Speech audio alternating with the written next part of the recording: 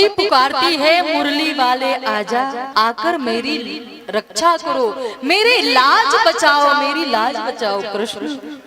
और द्रौपदी पुकारती है, कहते हैं कि कृष्ण भगवान उस समय गोलोक धाम में श्री रुक्मिणी जी के साथ बैठकर चौपर खेल रहे थे। और जैसे ही द्रौपदी पुकारती है सो दौड़ कर भागते हैं द्रौपदी की लाज को बचाने के लिए। लेकिन फिर क्या देखते हैं कृष्ण भगवान, द्रौपदी पहले तो अपने हाथ से अपने लाज को ढकती है, कृष्ण भगवान वहीं बैठ गए। जब हाथ से छूट गया तो फिर दांतों के नीचे अपने वस्त्र को दबा लेती है। कृष्ण भगवान बैठ गए। रुक्मिणी जी पूछती हैं, प्रभु आप जल्दी से जाओ। कृष्ण भगवान कहते हैं, हे देवी, अभी भी द्रौपदी को पहले संसार पे भरोसा था, संसार वालों ने साथ नहीं दिया तो अपने पति के ऊपर भरोसा था, भीष्म पितामह के ऊपर भरोसा था। जब किसी ने नहीं साथ दिया तो फिर इसको अपने आप पे भरोसा था।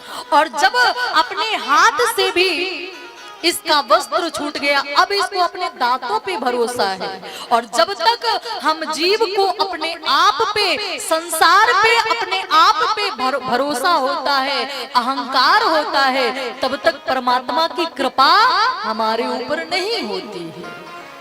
और जैसे ही दांत से वस्त्र छूट गया, दोनों हाथ ऊपर करके विह्वल होकर पुकारने लगी, मुरली वाले आजा, कहाँ हो मुरारी कुंज विहारी, और आके बचा ले प्रभु लाज हमारी। हे प्रभु मेरी रक्षा करो, मेरी रक्षा करो।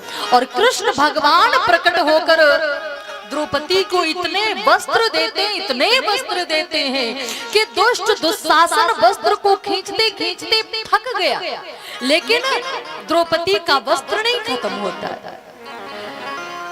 विनीत जी महाराज, एक संत हुए विनीत जी महाराज, उनके पुस्तक में मैं पढ़ी कि कृष्ण भगवान का वस्त्र खत्म हो गया।